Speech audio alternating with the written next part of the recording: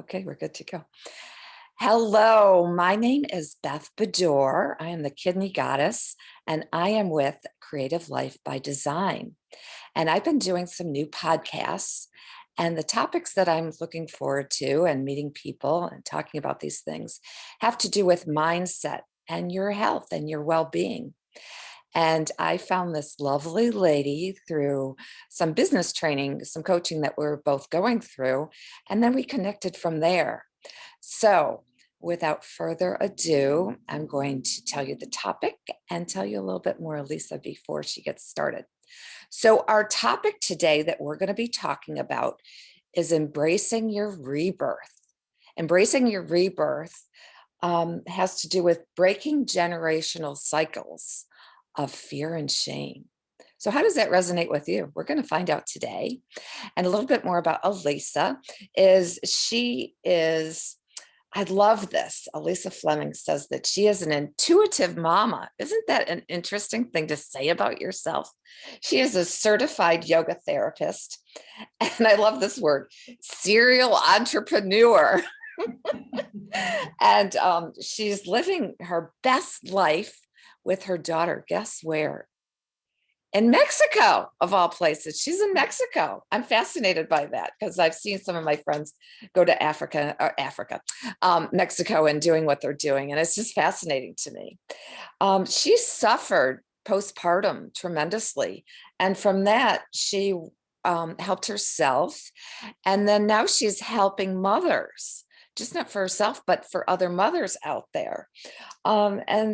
She helps them to transform and work through their healing process and embracing the rebirth and breaking those cycles. And how she does this is her technique is using ancient wisdom, Ayurvedic medicine, and spiritual healing processes. And this is just so fascinating to me. And we're going to learn more about that with Alyssa. So good morning. How are you? Good morning, Beth. I'm doing great. How are you? Great. So let's talk about this rebirthing and being a mother. What does that even mean? Sure. So, a lot of times we don't think about that. But when you become a mother, you're literally split wide open in many ways, sometimes physically, obviously, and very spiritually. And so, and what happens a lot of times, women suffer, including myself, with a lot of physical issues postpartum, and not just immediately postpartum, years. And what happens is those are a reflection of the invisible that's going on inside, that's being transformed and needs attention.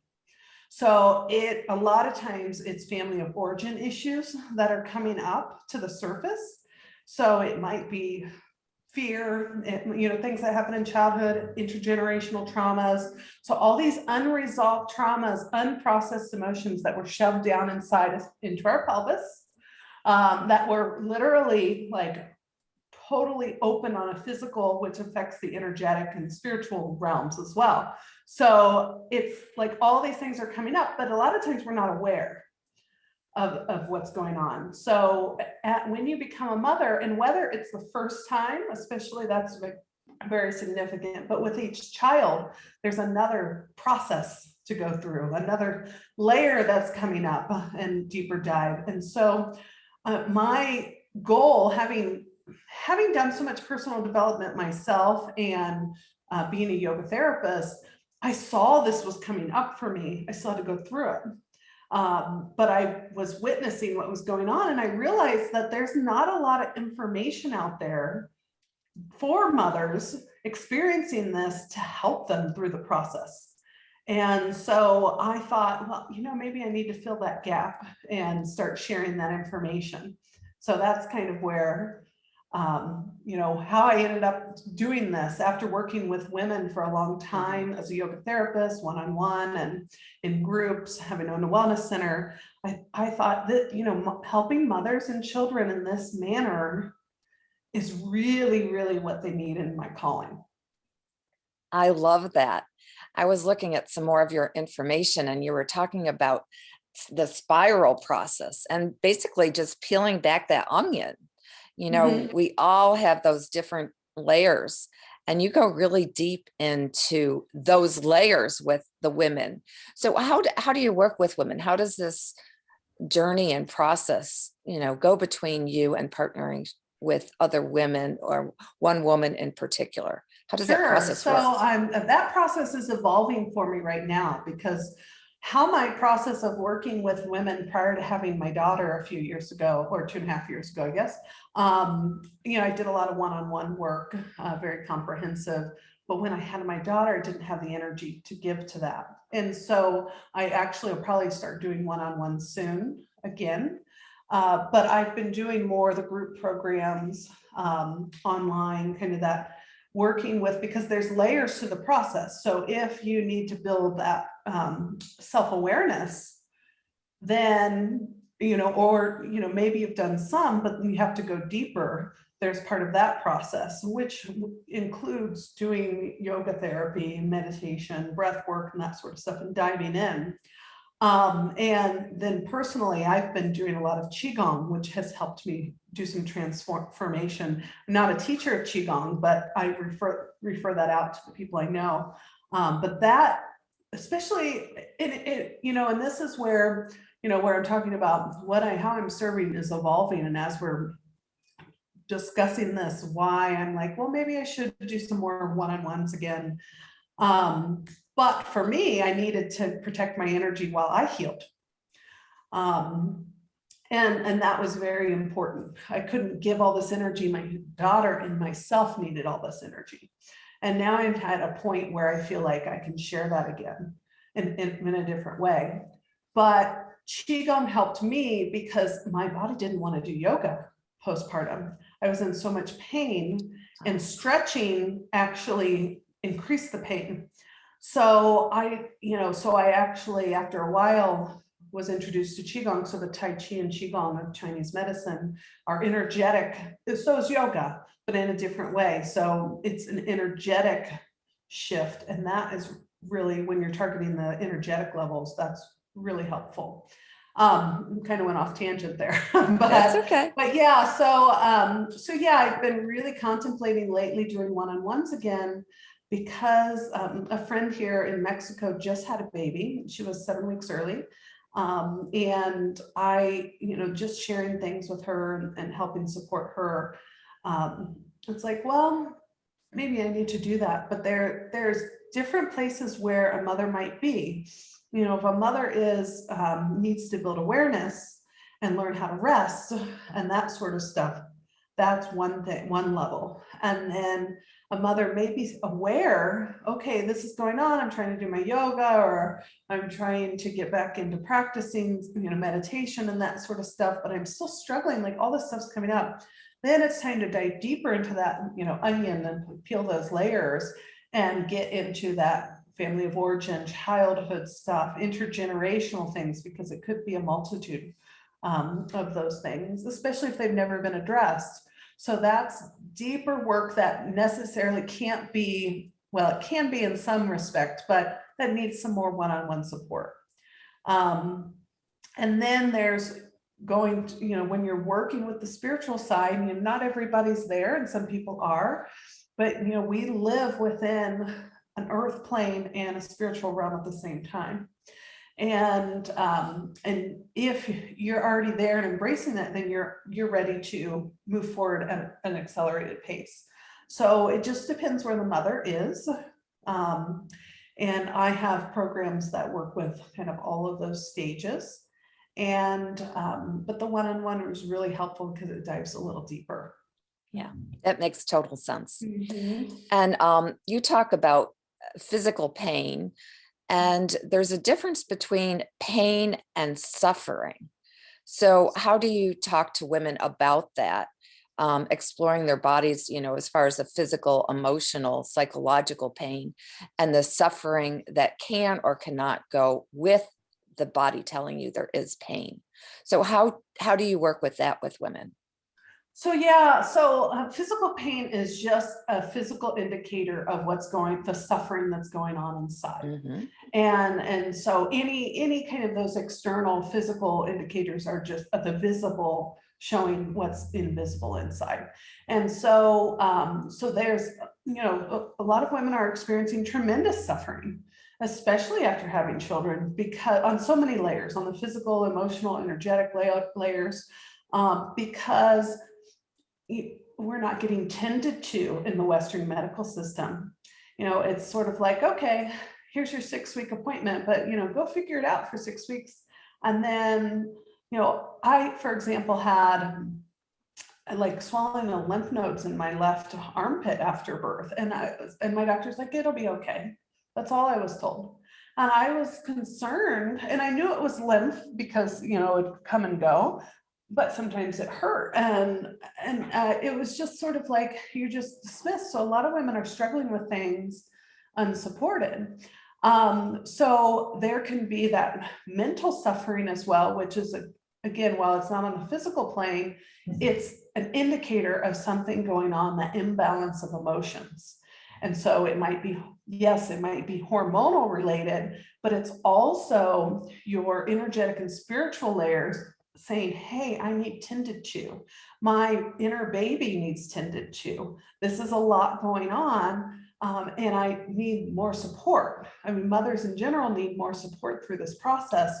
And when we're not getting it, which is pretty much the norm right now, and has been for a few generations, then more and more comes up. And so, so that suffering can be in so many forms. And most common, of course, hormonal, baby blues, postpartum depression, which in the Chinese medicine view is actually a physical issue of so much loss of blood and so much in parallel with so much loss of energy, that the symptoms become mental, but the root issue is actually the loss of blood and energy. And blood and qi are tied together in Chinese medicine. So a lot of times a qigong practice or even yoga and herbs and nourishing foods can help heal that, rather than talk therapy and antidepressants or that sort of stuff. So, but that's looking at it from a completely different issue, a different way, a different view. So yeah, suffering is on so many levels with women, but those are kind of most common, or pain, obviously another common one. So Definitely. I like how you explain that. I've heard the quote, it takes a village to raise a child. So in ancient times, they used to have the wisdom within the, let's say, the tribe, and they used to share the information with other women.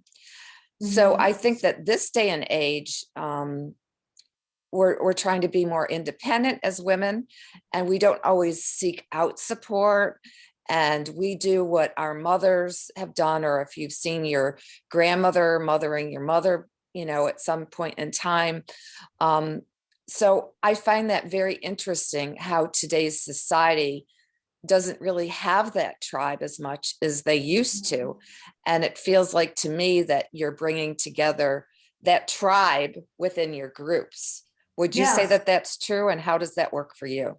Yeah, so that was one of the reasons why I had started the Mama Wisdom Circles, because I saw a need for having some support. I didn't have that. When I had my daughter, I had my mother, but I was constantly fighting for her time, fighting my father, my sister, my niece for her time. Like, it was as if they didn't get that I just had a baby and was cut wide open. Like, I can't walk up and down the stairs. Like, I don't know what I'm doing. I need support. And it was a constant battle. It was so frustrating for me and hurtful. And so, and I had friends stop by with meals and that sort of stuff, and lovely friends, but like, I know my experience, and I know a lot of mothers can relate. I was alone most of the time.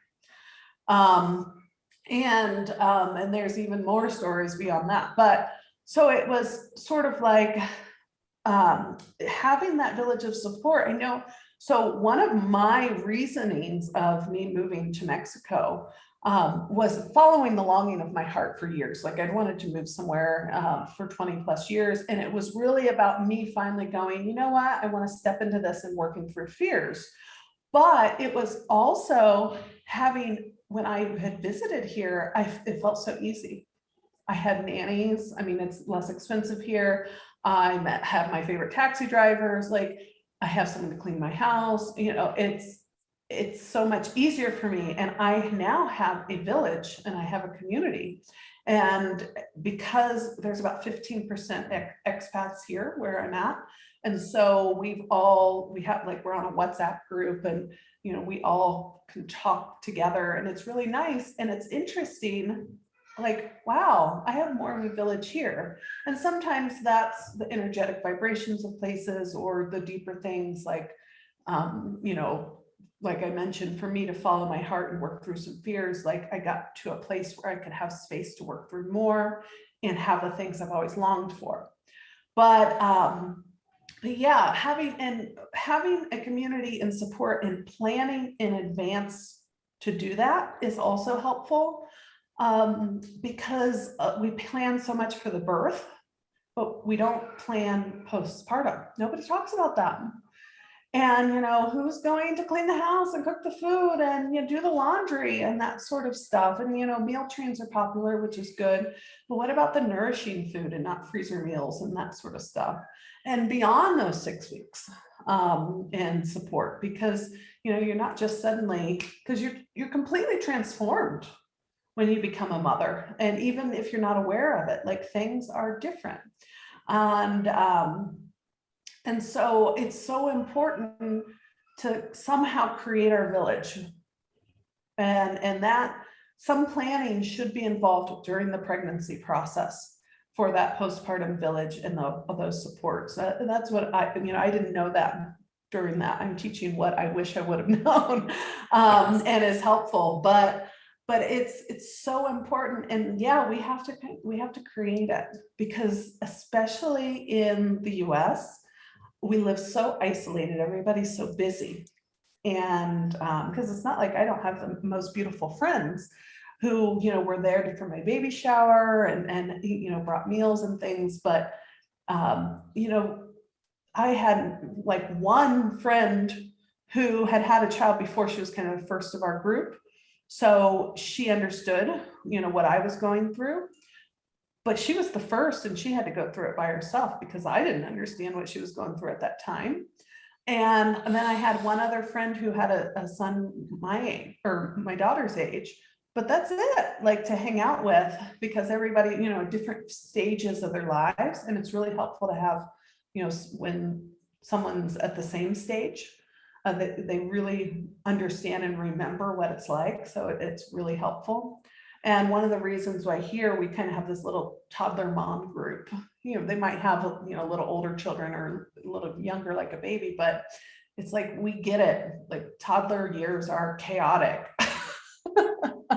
And so everybody understands the beauty and the insanity of the whole process. But yeah, creating that village, because we don't have it like ancient times. And, you know, and even my example, and I'm sure some people don't have their mother there or involved. You know, some people have very tumultuous relationships with their mother, which is a whole nother podcast. But and you know, and luckily we had healed our relationship. But like I said, you know, I was like fighting to have her time, and because there wasn't support in the whole family, and I know I'm not alone in that, and just very interesting. And a lot of times, you know, having a partner, their trauma comes up as well. They can suffer some type of postpartum depression or angst and ease, or not ill ease,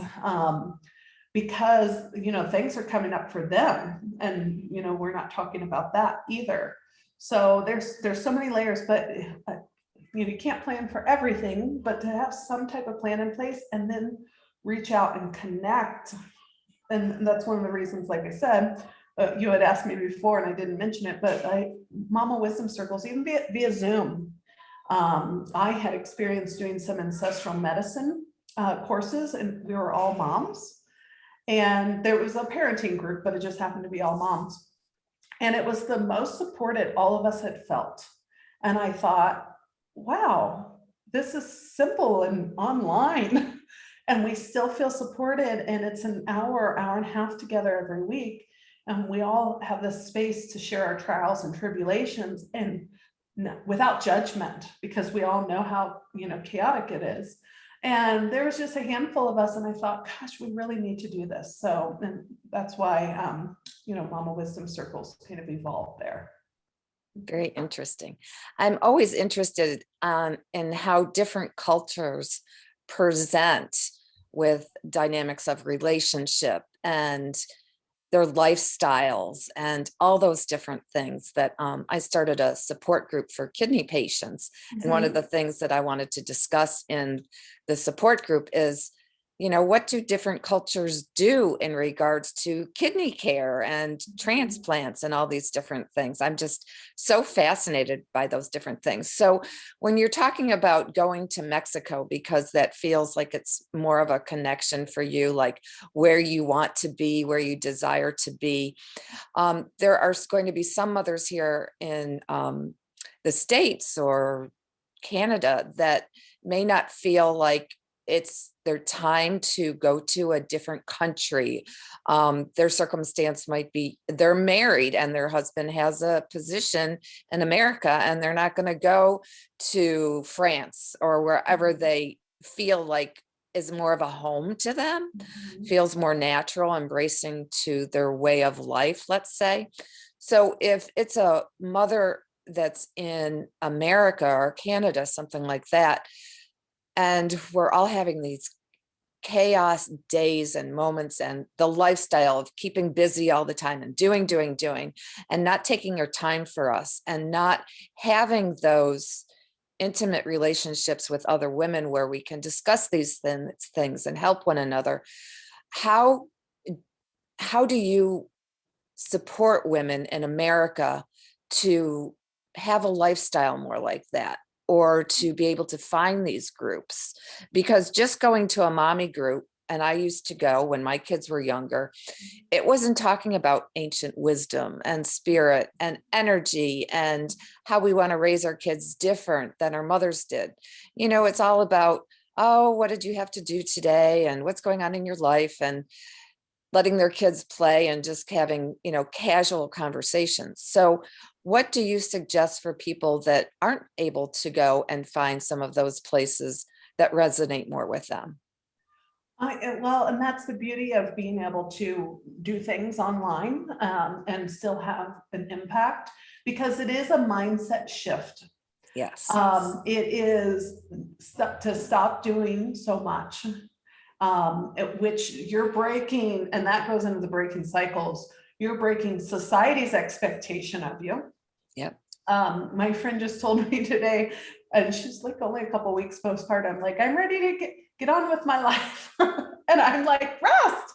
And I completely understand that, because postpartum, I was working again 2 weeks postpartum because, well, I had to, and to provide for us. But it was just like, gosh, had I really been able to rest, like truly rest and be nourished, gosh, I probably wouldn't have suffered so much, but then I wouldn't have gone through that spiritual transformation either. So, but it is about doing less and breaking the expectation of society, which is totally put on us. Busy is a badge of honor, enrolling your kids in all this stuff, and and following them around, even as young as a toddler or even a baby. I mean, some things are great. We did tummy time and that sort of stuff, but like, let them be kids and let them imagine and not do everything for them. But and making sure that you're carving out time for self-care. And if that means getting a babysitter, and it doesn't have to be just going out, it can be the yoga and meditation. It can be like yesterday, I do abdominal massage a lot, which helps me, especially since I had a C-section and everything. Not everybody's ready for that, but I had that and a facial, and I don't usually get facials, but it was awesome. And I, in the morning, I did like kind of, I have a friend who is a psychic. So we were, or medium or whatever you want to call her. And we were doing some soul contract, like removing some blocks. So I was like, gosh, I have a day of self-care. And, you know, and I have nannies here. I don't have nannies all day. I have like 4 to 5 hours. And then I have that time with my daughter. Some of the things I do personally is, and it can be challenging, is I don't turn on my phone until like 9 o'clock in the morning. And like I said, it can be challenging. And then I have a separate alarm clock too.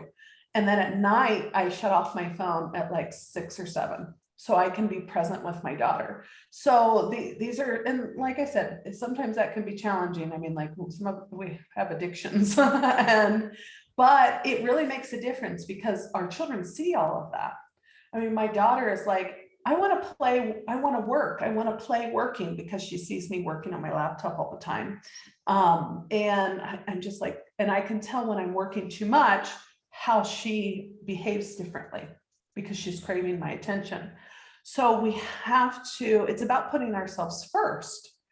And how that helps us is it helps the whole family, because then our children see that we are caring for ourselves and they learn what self-care is and that it's important. But we have to make the decision, and it's that kind of mental training of, okay, I'm a priority. I'm going to schedule it in, you know, because not, I created the life I wanted, or co-created is probably a better word, and still continuing to do that. But I didn't want to work full time and not be with my daughter. But I also had to provide for us. I'm a single mother. So it was like, okay. And, you know, it wasn't always easy. It was kind of learning to do things. And that's the serial entrepreneur. You know, I've built a few businesses, and some of them have just evolved naturally. But it was like, no, my daughter is priority for me, and being present with my daughter. And that was my biggest intention. So I set that intention and then had to go back and go, okay, but I need the self-care too. Because she is everything to me. But if I put her first, just like I put every partner first or other person, I'm last, what am I teaching her? So, you know, our move to Mexico allowed me to slow down more, but it's certainly possible wherever you're at. It's really a mindset shift, which I know that you like to share here. It is really a mindset shift. It is making yourself a priority. I would say this all the time when I owned my wellness center to women. You have to make yourself a priority. Like, for example, my mother, because this is the learned behavior and the generational stuff. My mother gives and gives to everybody, and she's last. And so I, of course, learned. That's how I learned to be feminine. That's how I learned to be exactly like my mother. And so I repeated that pattern until I said no. You know, and especially my daughter being that catalyst. And that's why, you know, your children are a catalyst for what is really important. You know, and even the pandemic showed everybody, wait a minute, what's really important? And there's been a mass move of people moving from the cities to like Montana real estate is crazy. You know, that sort of stuff. Because they're like, gosh, I want to be outdoors. I want to be outside. I want more space. I want more time for me. And so those are the silver linings within what's going on. But yes, it is that ultimately, it's that mindset shift of I am a priority. Self-care is not selfish. And it's constantly balancing. You know, I continue to work on that. You know, I mentioned that I usually once a month I try to get some abdominal work, but guys, I want to go dancing, you know, once a week. So I'm still trying to figure that in my schedule. And then my daughter has to adjust because I'm usually home with her. So, you know, it's just adjusting and it's making yourself priority. So. Yes. I always say that if you don't build the foundation for your home, your house is going to fall down. So if you don't feel that foundation for yourself and make you a priority, it's just not going to be harmony and balance and all those kind of things. And eventually something's going to give. It might be your health. It might be a marriage. Something's going to give. Yep. So I love how you say, you know, you need that space and that time for yourself. So if women wanted to reach out to you to learn more, I know you also have a book coming out, or it is out. No, currently writing it, and like in the searching for a publisher process. Yes. So it was a book that downloaded to me a year ago. And this was like, okay, wow, this is all coming to me. This is what I'm supposed to do. And then I took a step back because I'd always worked with women, not just mothers. And it took me some time to go, like, it was just all came to me. It's all outlines, half of it's written. And then I decided to do the traditional route rather than self-publishing. I might do something hybrid. I don't know yet, because I don't want it to take years to come to the market. So it was more of like, you know, valuing myself, like I'm deserving of a publisher. I might, you know, try to find an agent and get this published. But again, I might do something hybrid. Maybe I self-publish it first to get it in the hands of women out there, and then it gets picked up. I'm trying to figure that out, and that's my work right now, is to make that a priority for myself, and that creation, and having enough space and time to flow and have it create and have creativity flow out of me, which we had moved, and I was in this doing in my mind, and and a lot of things, which is natural when you move. And now it's like, okay, I have space again. And so making some time to write and make it a priority. But yeah, that's coming forth. I actually have 3 others outlined, and I was talking to someone last week because I'm going through a big heart opening process right now. And there's just some mystic experiences that have been happening. And she's like, document that. And I was like, okay. Neat. Yeah, I mean, I document it, but I didn't think about putting it into a book. So just kind of capturing those stories for one day. So that's great. So if people want to find you, women want to find you, how can they find you so you can tell them more? And if they're interested in working with you or working within the group, how can they find you? Sure. So you can find me at alyssapfenning.com. And I'm also on Instagram and Facebook at Alyssa Pfenning. And that's ALYSSAPFENNIG. It's German. There's lots of consonants in there. And so, and my email is hello@alyssapfenning.com. So you can easily reach out to me directly. And, but I'm active on Instagram and Facebook, and a lot of people direct message me. So, and I have like a lot of freebies on postpartum and immediate postpartum and planning, like we talked about, and transforming the postpartum blues, as well as balancing your body, mind, and spirit. And so the different levels that you're at, that can be helpful. Well, great. It's been a pleasure talking with you and learning more about this rebirth process and the generational cycles. And I wish you the best with your books and with publishing. It's been a pleasure today.